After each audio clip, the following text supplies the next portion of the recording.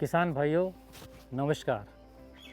मैं डॉक्टर अशोक कुमार छाबड़ा, पौध प्रजनन विभाग का अध्यक्ष हरियाणा एग्रीकल्चर यूनिवर्सिटी से बोल रहा हूँ।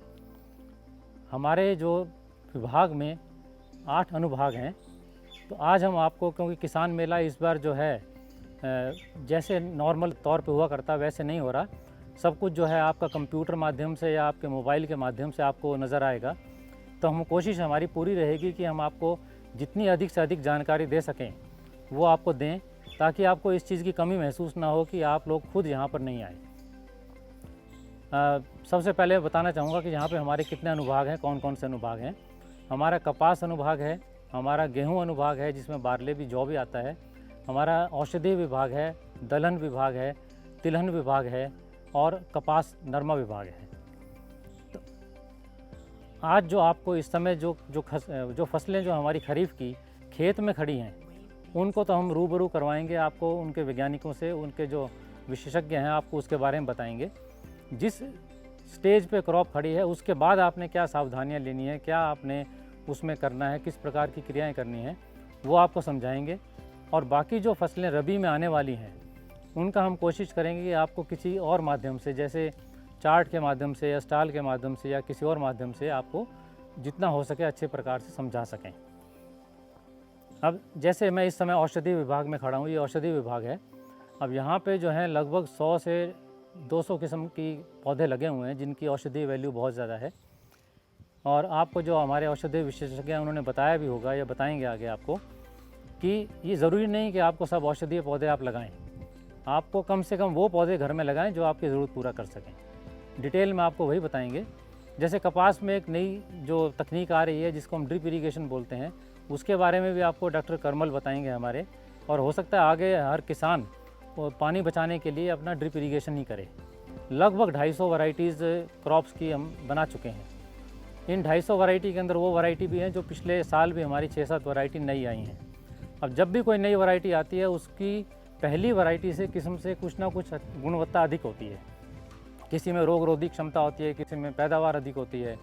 तो ये किसान भाइयों को बताया जाता है किसान मेले के माध्यम से कि आपके लिए, आपके एरिया के लिए, आपकी जो सिचुएशंस है, कंडीशंस के लिए कौन सी किस्म जो है आपके लिए उपयोगी रहेगी और आपको किन किन चीज़ों की सावधानियां बरतनी है।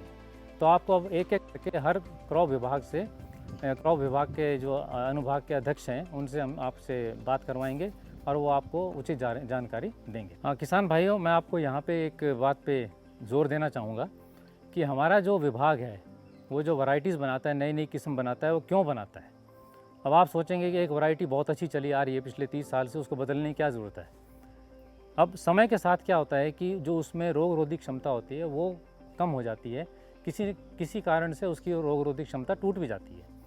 और हमको जब नई किस्म बनाते हैं, क्योंकि हमारी पॉपुलेशन बढ़ रही है, हमारी जनसंख्या बढ़ रही है, उनको सबकी पूर्ति करने के लिए, खाद्य पूर्ति करने के लिए हमको उससे अच्छी वैरायटी की ज़रूरत पड़ती है। तो हम जो है नई किस्म बनाते हैं तो कम से कम 2 चीज़ें ध्यान में रखते हैं। एक तो उसकी पैदावार पहली किस्म से बहुत अच्छी हो और कम से कम 10-15% तो अच्छी हो, और दूसरा उसमें रोग रोधी क्षमता या कोई क्वालिटी पैरामीटर जो जिस तरह प्रोटीन क्वालिटी किसी में अच्छी है, किसी में रोग से लड़ने की क्षमता अधिक है। तो इस प्रकार की जो है हम दिमाग में रखते हुए हम नई नई वैरायटीज़ बनाते हैं। 6-7 वैरायटीज़ पिछले साल बनाई, तो लगभग 250 वैरायटीज़ बना ली हैं। तो इतनी वैरायटी, और एक वैरायटी को बनाने में हमारे कम से कम 8 से 13 साल लगते हैं।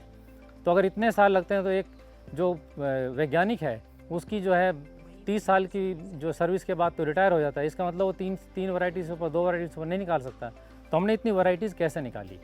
तो एक वैज्ञानिक एक समय में कई वैरायटीज़ साथ साथ निकालने की कोशिश में प्रयत्न करता रहता है, ताकि हर साल किसान को कुछ ना कुछ नया मिले और वो उसको जो उसकी उस समय की डिमांड है उसको पूरा करे। जैसे हमारा हरियाणा जो है रीजन है, हरियाणा का स्टेट है, ये हम इसको बांटे तो इरिगेटेड में, ड्रॉट में, सैलाइन में, एल्कलाइन में, इनमें बांट सकते हैं।